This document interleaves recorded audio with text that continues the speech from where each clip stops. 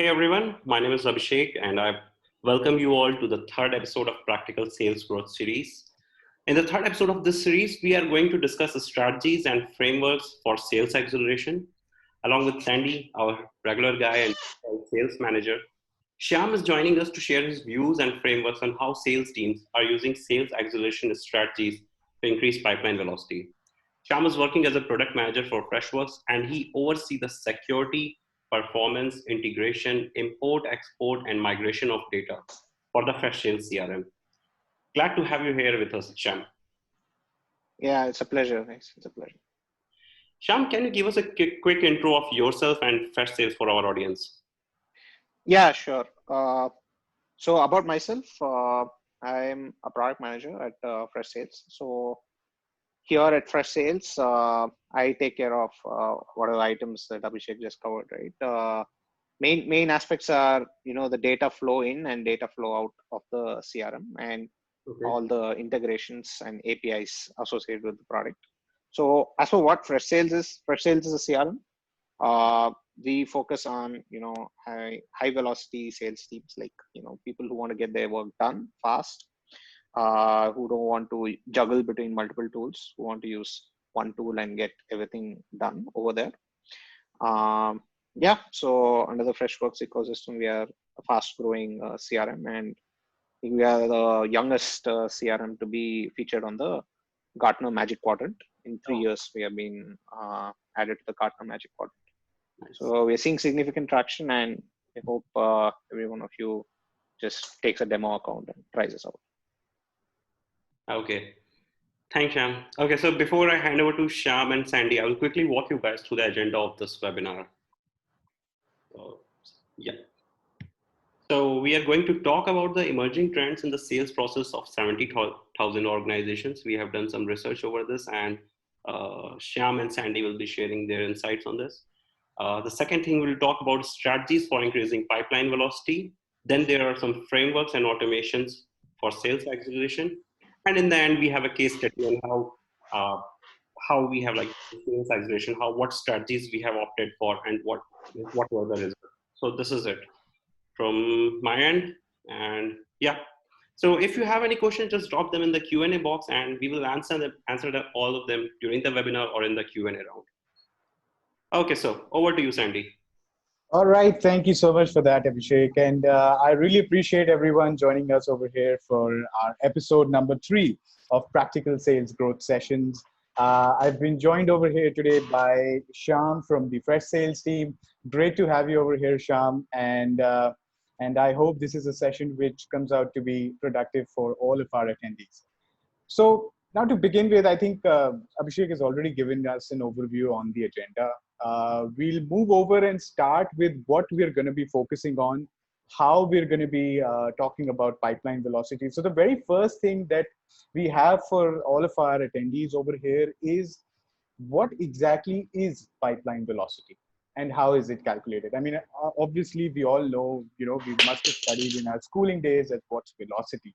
And here, pipeline velocity or sales velocity is actually a product of your number of opportunities, average deal size, win rate, or you can call it a conversion rate as well, which is in the numerator. And on the denominator, we have pipeline length or sales cycle length as well. So I think this is actually, this parameter of sales velocity is going to be controlled by 3 major points. Which is the number of opportunities, win rate or conversion rate, and the pipeline length. We cannot give a lot of emphasis on the average deal size, because then again, this is going to be something which is going to be different for everyone else. So Shyam, what do you think on this part? I mean, I think, this looks a very interesting formula, and what's your thought on this? Yeah, so for me, what stands out is this, right?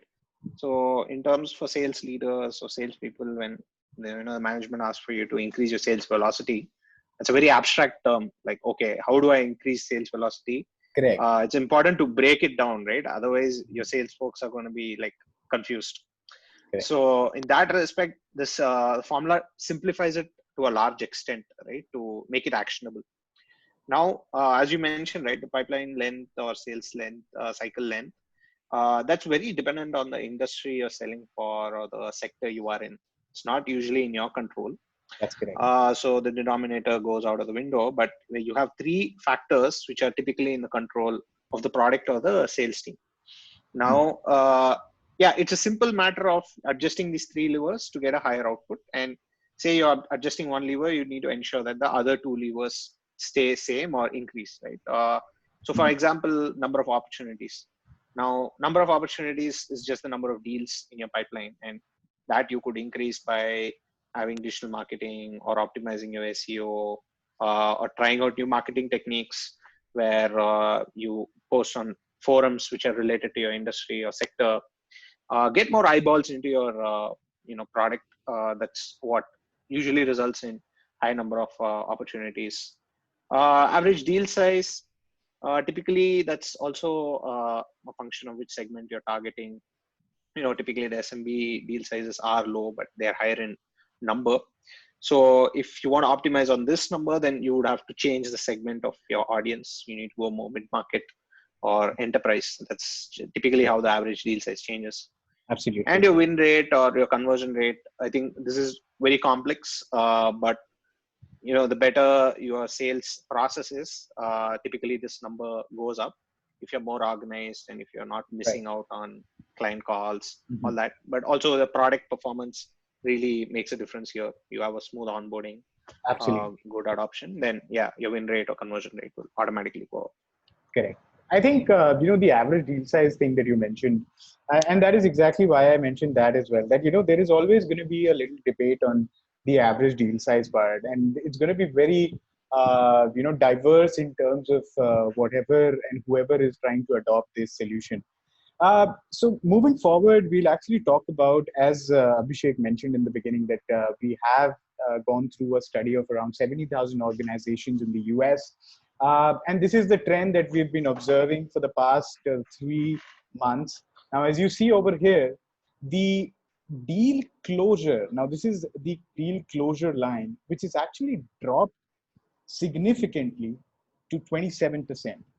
Now, that means that the opportunity part, is actually increasing, but the deal closure part is reducing. Now, there can be a lot of factors behind it, okay?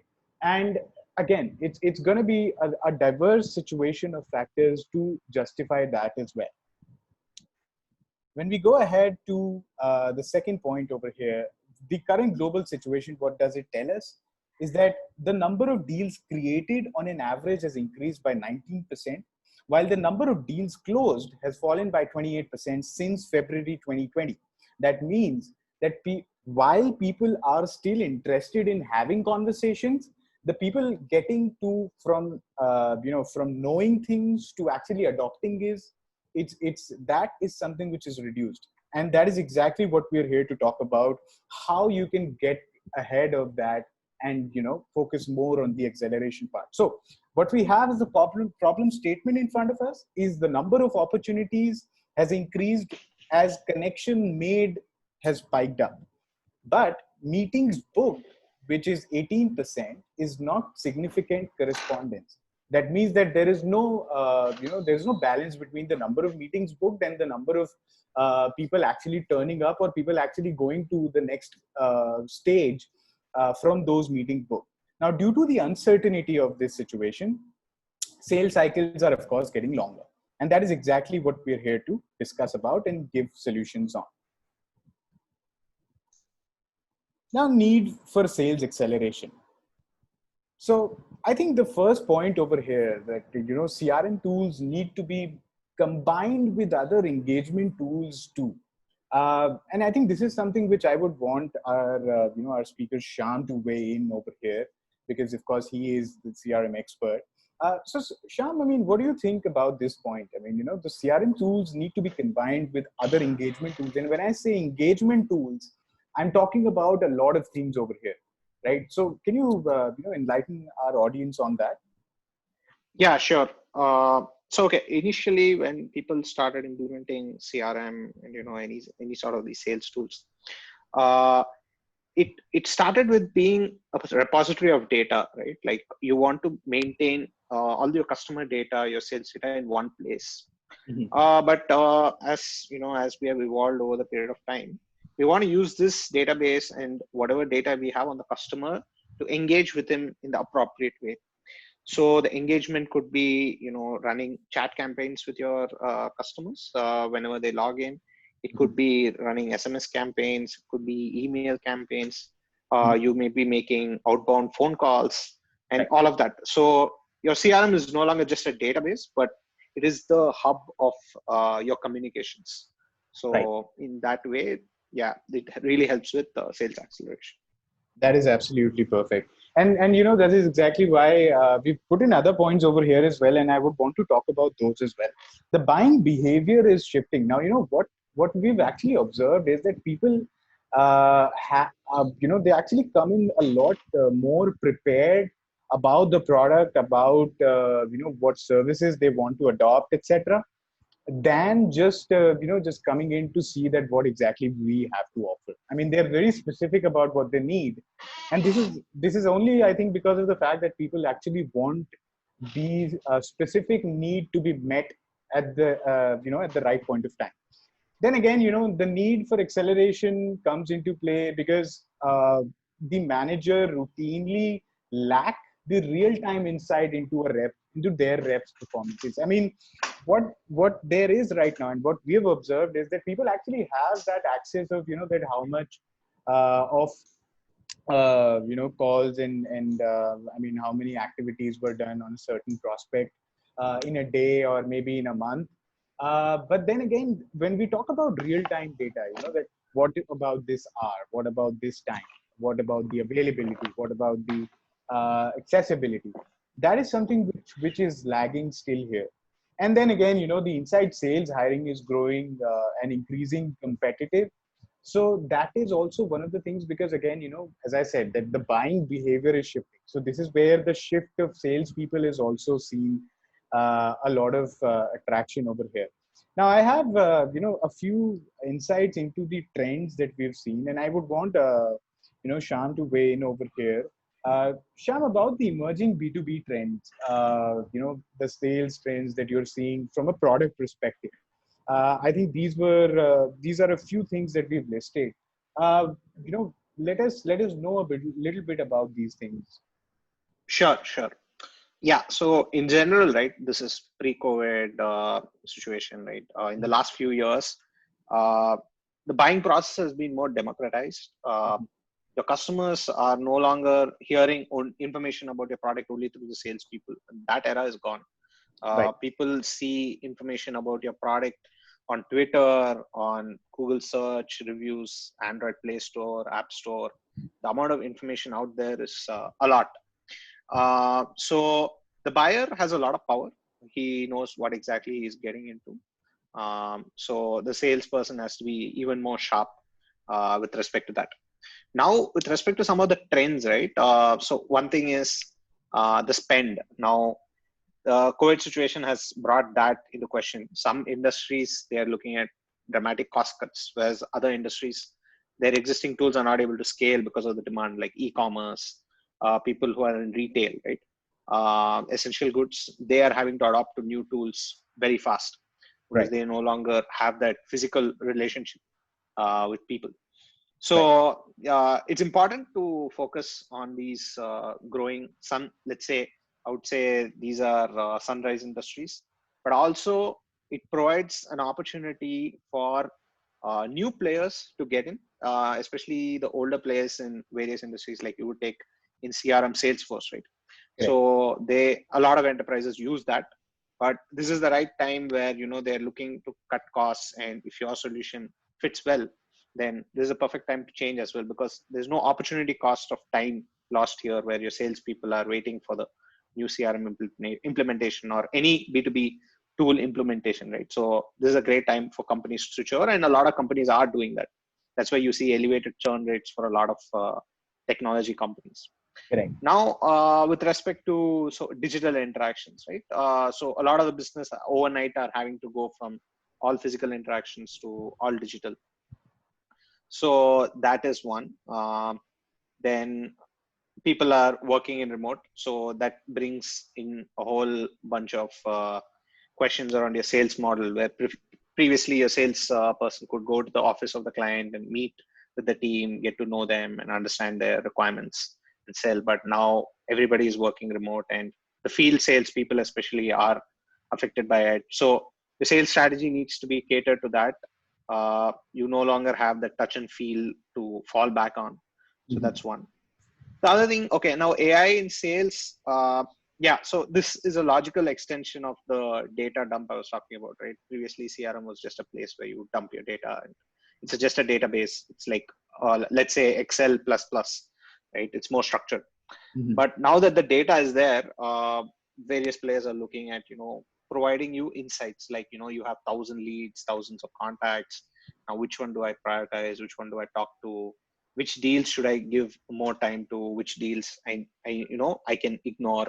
Those kind of insights are something that, all the sales teams are looking for. Definitely. So yeah, different CRMs are tackling this problem in a different way. But yeah, going forward, I think I don't like to use the word AI in general. I would just like to call it intelligence to provide the agents or whoever it is. So I think that's going to happen a lot more going forward. So to take advantage of all this, you need to have a solid sales process. Like previously, if you were like a team of 3 or 4 members in a sales team, and you could catch up every day about various deals you're working on and all of that, and exchange information. That becomes far more harder to do now. We need solid processes in place. We need solid tracking and forecasting in place for measuring your pipeline. So setting those things up will pay off in the long run for sure. Right. Right. Absolutely.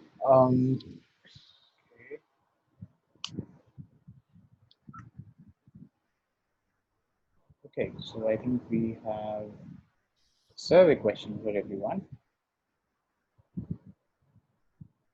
Okay, I'm just jumping in, and so guys, I'm putting some questions as poll and during the webinar, and you can simply answer them with yes or no. Sure. Okay, thanks. All right. So what we found to be a successful strategy over here in these situations, we actually emphasized on 3 things. One is, of course, training and monitoring. Now, there is of course going to be a situation where you need to train your reps, and when such a situation is there, like it's like a pandemic situation. Everything is not going to lead to gold, right? So what we found is that being an influencer is going to work all the time. You have to lead from the front. You have to make that extra effort, and you also have to be that that enabler rather than like a trainer or a coach.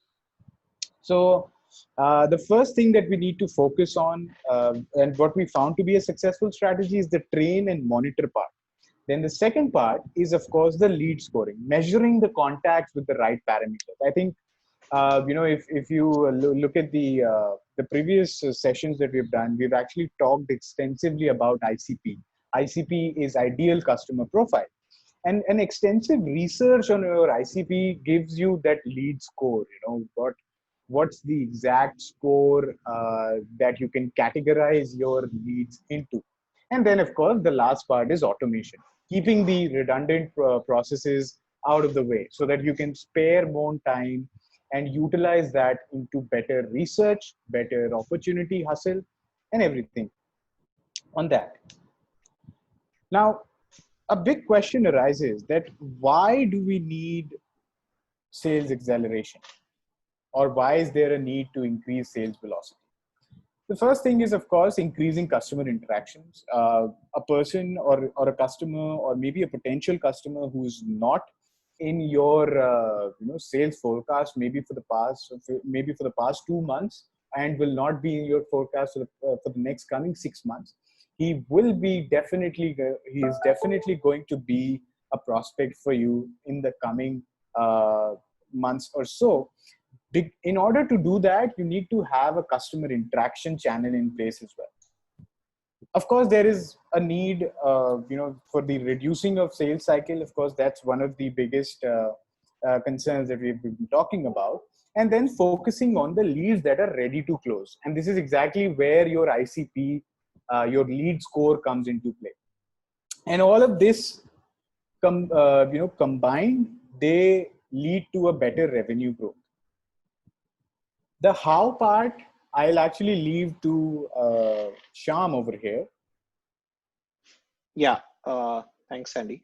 So the how part of what Sandy just explained, right? So training, right? So especially for newer sales agents, sales can be really intimidating. You'll have let's say, a lot of fear in doing a lot of things. So in that ways, setting targets or goals and tracking them is really important.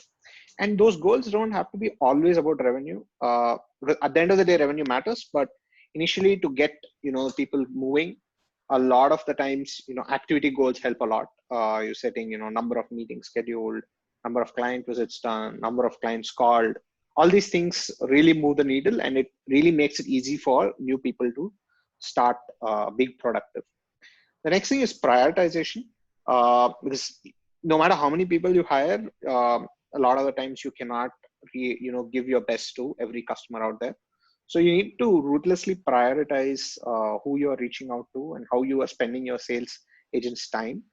So in that sense, each business will have to come up with its own metrics around which contacts or leads need to be targeted. And those metrics can be arrived by looking at the deals you have already closed, right?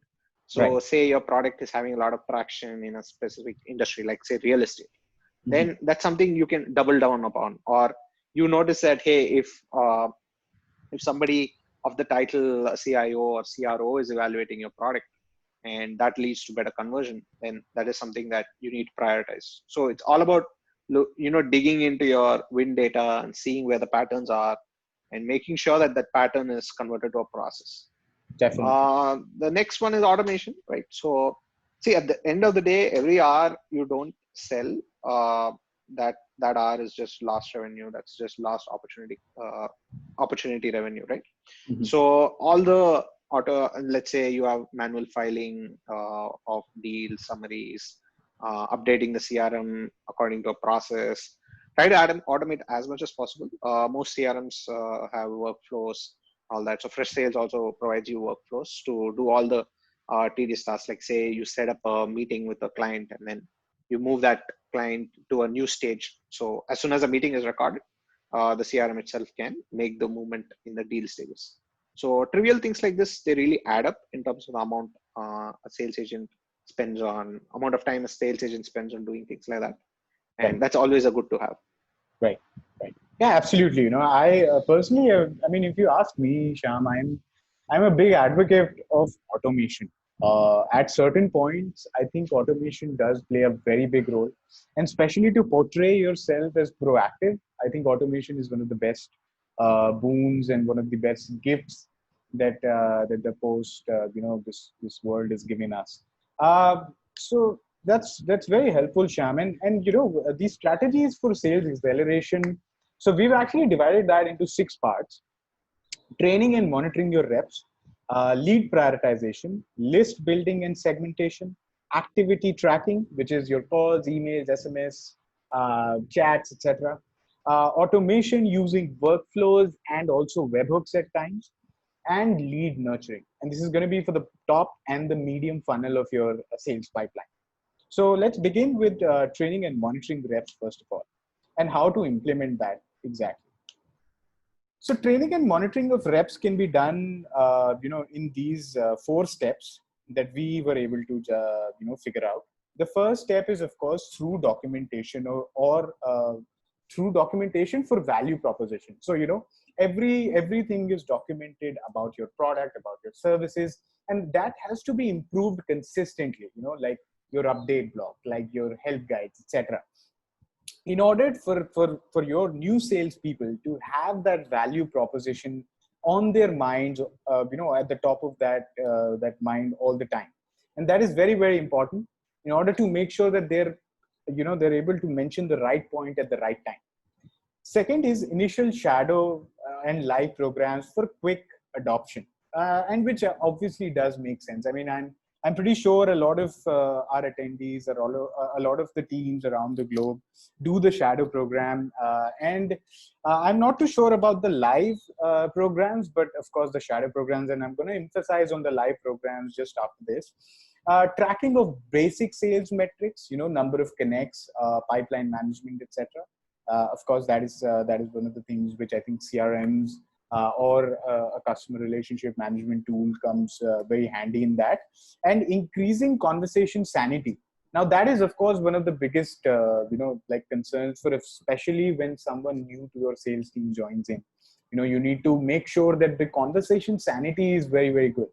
And until that is achieved, it's very difficult to justify the performance of just the sales parameters. So these are the 4 things that we found very helpful in the training and monitoring of our reps. And now this is where I was going to talk about the live monitoring part. Being from a provider that allows you to monitor live calls of your agent, I wanted to share this about JustCall. So JustCall gives you this flexibility of monitoring live calls. You can listen to live calls of your agents that will allow you to help you coach them better by whispering to your agent as well. You can whisper something to your agent that your customer cannot hear. And also, if you feel that your agent is actually going off the track, or maybe he's going in a different direction, you can also join that call. So that's of course one of the things that we found really helpful. Time management, as I mentioned earlier as well, that how much time or your sales people have been spending, their availability, all of their availability logs, etc. That's all possibly and can be tracked down with your JustCall account as well. So that's of course one of the things that I wanted to share on that. About the goal monitoring part, I think Shyam will be able to give us a brief idea on the goal monitoring part as well, because this is something which I found very interesting in Freshsales, and I had to just include this. Shyam? Yeah, sure. So this is the screen you're looking at, right? Is the sales goal screen of Freshsales. Mm-hmm. So the idea is this, right? Either you want to track goals for yourself, like your manager has set some targets for you, or you have set your own targets that, okay, in this month I want to do this much revenue or this many deals I want to close. You can configure it over here. Also, the other use case we target is this, right? As a manager, you have say 10 or 15 sales reps, right? But you are accountable for their performance also. And instead of having different views created for each sales rep, you could add them to your team, and your team's goals can be viewed in one dashboard. And you can also do it depending on your type of business you're doing, like quarterly, annually, monthly. Yeah, I saw that. You can actually set goals for the next quarter as well, like in advance of also, I think there was also. Yeah. So if you go to the next slide, I think we can talk more about the various parameters. Yeah. So this one is for salespeople. What are the metrics, right? So as I already said, the quarterly or annually, you can select those. You can select which users to track, or you could just enter your team name. The other thing is that deal value is generally what businesses track. But a lot of the times, the number of deals won is also something that companies track. And that's a more democratic way when leads are assigned in a more round robin manner. So yeah, these are the options with which you could do it on Freshsales. But a lot of the CRMs have this feature. But yeah, in Freshsales, you could do this. No, yeah, I actually, as I said, that, yes, a lot of CRMs do, but I think I found this very easy to manage in Freshsales. I mean, it's very easy to set up as well. And I'll actually come to this for you on this end to explain lead scoring on your part. Yeah. So okay, the point of lead scoring is this, right? As I said, you need to be ruthlessly prioritizing which leads or contacts you reach out to. And once you know, hey, these are the parameters or these are the signals I want to optimize for, then you could, if you can go back, right? Yeah. Then you could, start playing around with these numbers. So for your business, you could set the thresholds for a cold lead, warm lead, and hot lead, depending on what you feel like. And then you can also adjust how the scoring is done, right? What are the factors to be taken in for the scoring? So if we just cut ahead a little, let's wait for that. Yeah. So broadly, we have 4 places in which these factors can come in. So one is the contact or lead property. The other is the email activity, application activity, and web activity. So let's starting with the contact, right? So as I was saying, you may have parameters like, okay, the job title of the contact is sales manager or manager, if it contains manager, or chief something, executive, or anything, then that could be one factor, and you could add or subtract numbers from there. So email activity is important thing here. So a lot of our customers, open, clicked, read, those are good signals, but also things like unsubscribed, right? Those are things that you could add it here so that you don't spend time on customers who don't want to receive emails from you. Right. So you subtract some points from there. And web activity. So web activity is adding Freshsales for web. It's a SDK on your website. So when people are coming, checking out your pricing page, they're clicking the sign up for demo.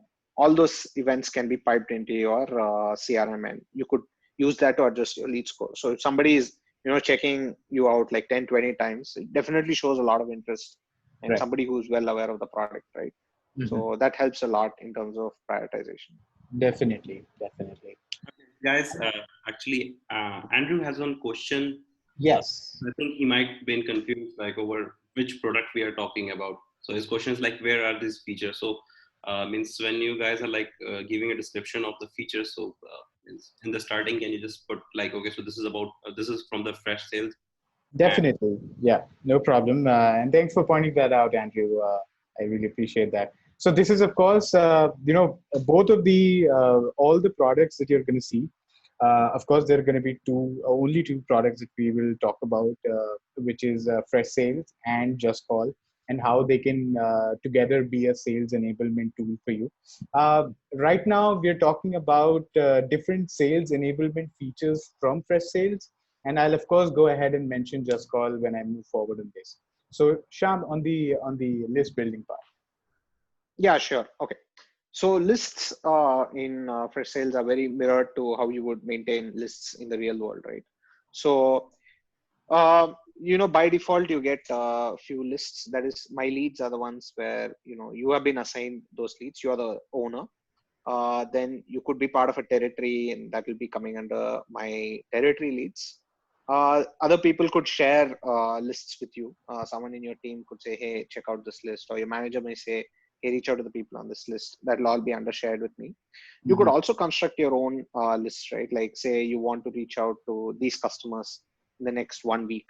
So you could spend some time building that list with your filters and exceptions, and then you could add them to a list, and that gets saved as a list view, and you can just refer to it whenever you want. You can use tags to segment your customer base and create lists out of that. Right. So it is more it's very leaning towards, I think, the lead segmentation in a way, right? When we talk about list building in Freshsales. Yeah, it's some parameter on which you segment your customers. Yeah. Right. Absolutely perfect. Now this is where I want to jump in. So activity tracking is something which is which is one of the very interesting features, and which is done both with JustCall and Freshsales at the same time. So what JustCall does is it integrates with Freshsales and allows you to make calls from within Freshsales, and all of your calls are actually tracked in real time against the contact in Freshsales as well. So as you can see over here, any call that you make via the system of JustCall from Freshsales, so you get these, these little icons over here, these blue ones that you're seeing, to make calls and send text messages. And every activity that you take from over there, it's all logged over here in the conversations against the contact as well. So that's one, as I was saying, that, this is actually more of a sales enablement situation, not just a CRM feature, but also something which a calling tool would be required to club into and get everything in place. Now, using the automations using workflows and webhooks. Now, Shyam, I would need your little expertise from you, because of course you are more of a tech and aligned person, and while I'm not. So my let's say my requirement was, and this is for our attendees, I just want to tell them that how accessible is this. A lead comes in, and that can be like a trigger, right? And this is one of the automations that we have applied as well. And we're using webhooks. Now, webhooks is something that is, in layman terms, if I'm not wrong, Shyam, it's actually something that allows you to access features from a different platform. I mean, that's what I understand. And that lead coming in can actually be put in automatically into an SMS automation sequence and also an auto dialer sequence, right? Yeah. So yeah, you summarized it perfectly. So to the layman, a webhook is basically a way to make a call to another product, right? Like from Freshsales, I can call any product I want. You could build your own webhook on your own server and deploy it. Right. The way the integration with JustCall works is that our workflow. So, okay, a typical scenario is this, right? A lead comes in. We have a workflow which gets triggered every time a lead or a contact is created. And then you want to send out a welcome SMS, right? Maybe they just signed up for your product. Right. So you would hit the webhook. You can just set it in Freshsales. So you can create a workflow. And one of the options will be to send an event, right? And that could be to JustCall, which is the integration. And then you could trigger an SMS automation, or you can even make an outbound call using the auto dialer functionality. Yeah, Right. it's pretty easy to use and easy to set it up. Yeah, I think, why I mentioned the auto dialer over here, that's actually to reduce the connect time. Like people, if you want that, a lead comes in and you want it to be called in the next 5 minutes, that is where the auto dialer comes really handy. A lead comes in and it is directly fetched into a dialer, which is moving on, dialing calls in and out. So I think that's one of the things that reduces that one aspect of your sales cycle, that connection time is reduced. Now, lead nurturing frameworks, and this is something which I think is one has been one of our very interesting situation that we've been putting forward in our past webinars and sessions as well.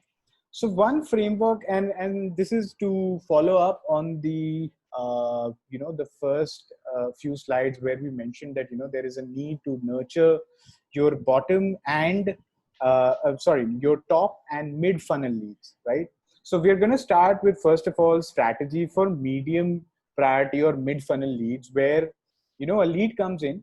Now, this is where the lead score situation is, which Shyam mentioned in the beginning from Freshsales, where you can score your lead. So so what we do is, if my lead score is between 30 to 60, I go ahead and set up an SMS automation plus an email sequence instantly, so as to make that first touch point very, very quick. And after that, that contact goes into the auto dialer as well, so as to make sure that we are connecting with them on the phone right away.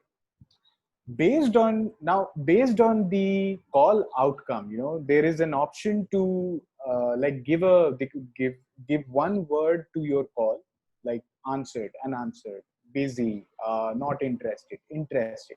Based on that outcome, you can decide whether it is a passive buyer or an interested person. If it is an interested person, it goes to an email follow-up sequence. And if it is a passive buyer, we continue our drip campaigns or the automations that can, of course, be there. Why we do this? Now, the reason behind, or the technicality behind this framework, is actually that SMS automation helps us in an aggressive approach and on the first connect, while and since these leads require more in-person contact, the auto dialer gives us that chance to connect with more and more people, and like have the SMS automated part also in place to get more engagement. The second thing that we have in place is the lead, this is for the low priority leads. And again, the lead in part, the lead score. And since these leads require more nourishment rather than an aggressive approach, so we first keep it into the email nurturing campaign. And based on the lead scoring part that Shyam had already discussed, the email activity section, that is something that will decide that whether this will go into my auto dialer or not. If that happens, it goes to the auto dialer.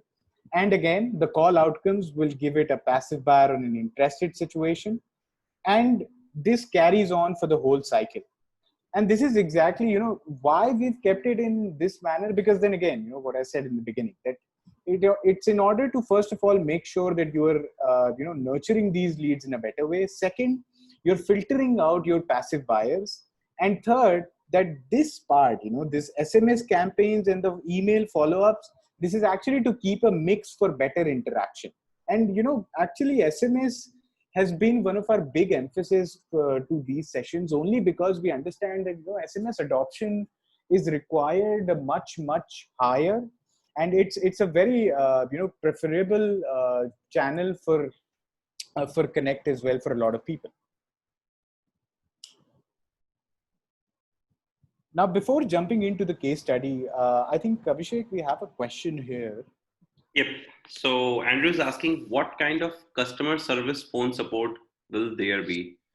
JustCall phone support is lacking, so sometimes email and chat assistance can take so long for simple needs. So Andrew, actually, we have heard that complaint over time, and means I believe in the next week only you will be able to get a phone number over there, and you can share any problem which you have. Means I believe Sandy can share more insight on this if we are working.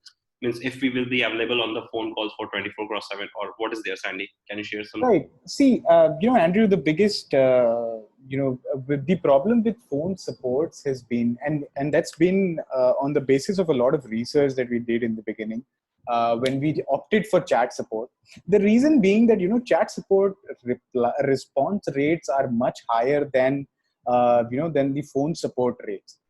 Reason for that is that, there are, of course, a limited number of, customer reps, customer service reps. And when it comes to chat, the preference is, of course, it's very quick. But when it comes to phone support, maybe you're dialing, maybe all of the agents are busy. Maybe you're on the queue. That gets even more frustrating. And that is exactly why we did that. And yes, I understand, that's been one of the need of the hour, and we are in the process of getting that set up very quickly. I think by the half of the next month, we should be there as well. And I have noted this down for you, and I'll definitely get in touch with you after this as well and see what exactly is I can help you with us also. So thanks for that, Andrew. I really appreciate the question. So getting over to the case study, and this is, I'll just take 5 more minutes to give over a case study. And this case study is actually something that I personally have been observing and have been building. This is something that we've seen internally. So what we saw was that the number of opportunities, and this is something which starts in February 2020. So the number of opportunities is 180 that we got for the total sales team. And our win rate was around 47%, and the sales cycle was 20 days. So then we started, with the framework that I've shown you earlier, with the approach of training more and more reps, with the approach of enabling the lead scores, with the approach of tracking everything down.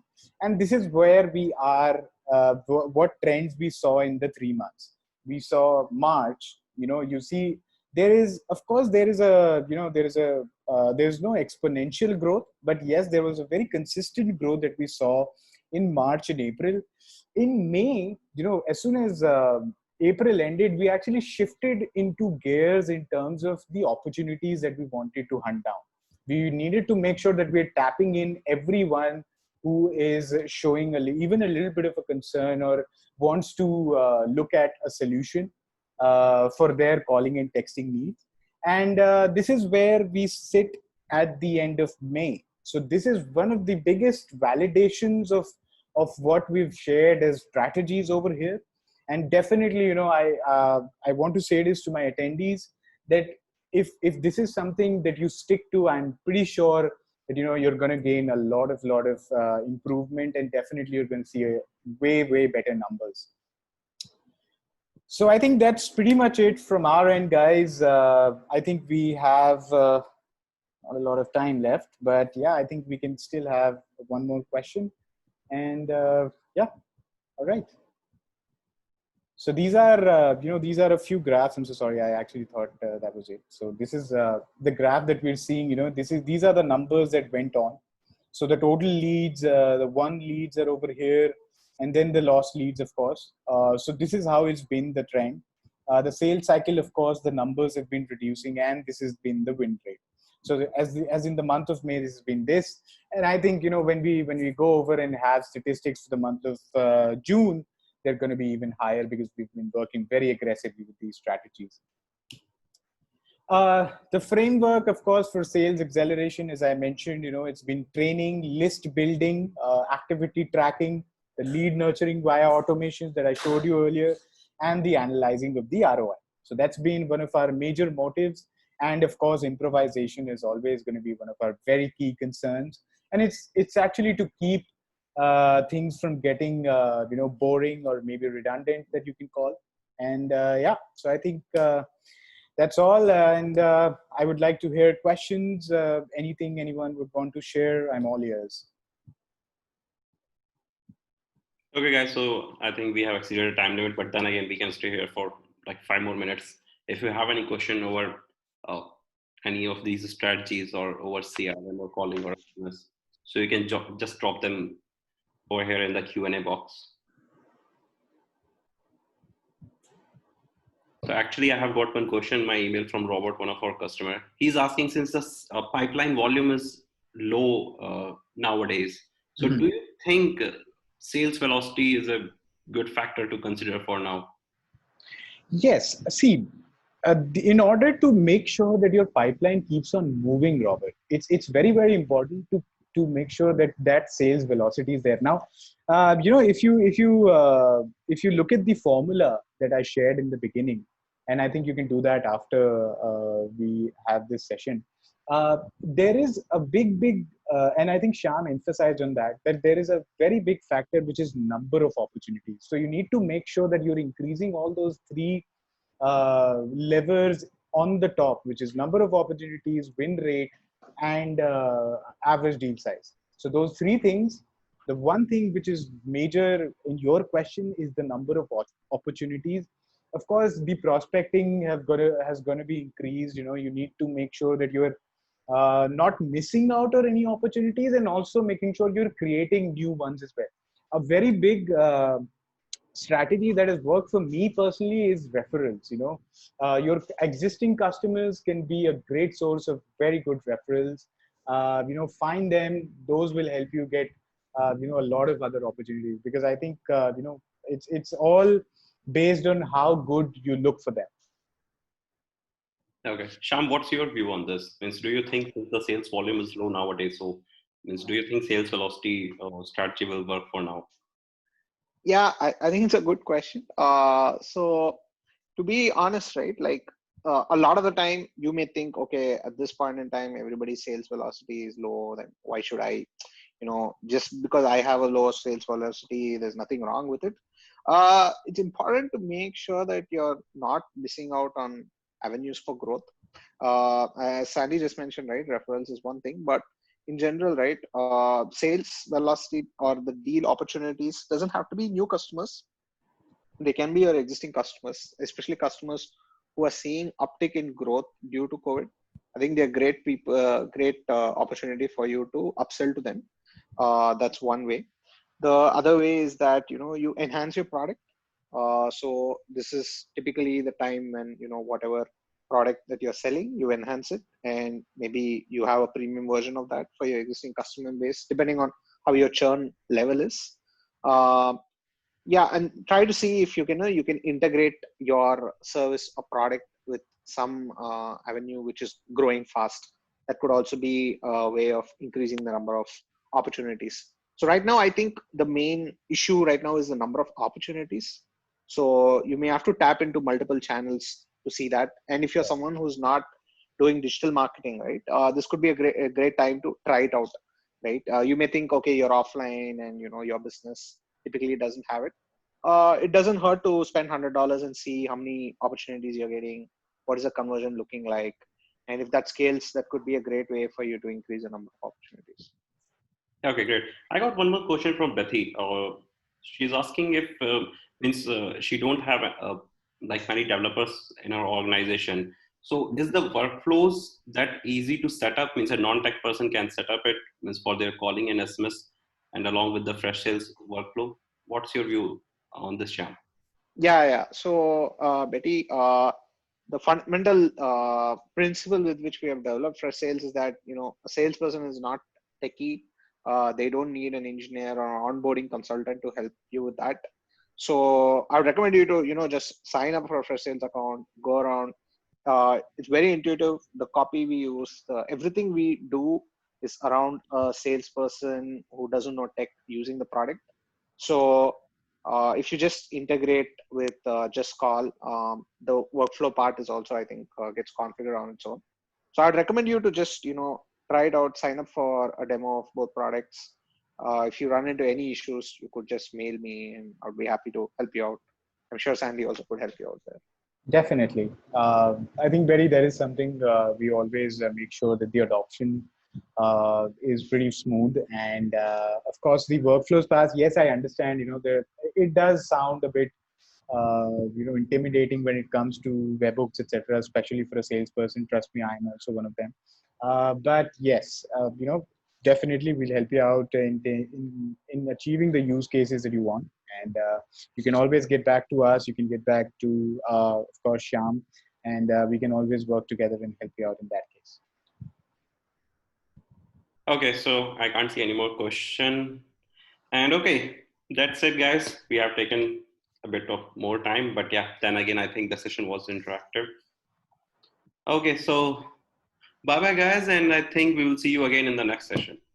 All right. Thank you so much. Bye-bye. Bye, Shyam. Guys, Take bye care. bye. Yeah.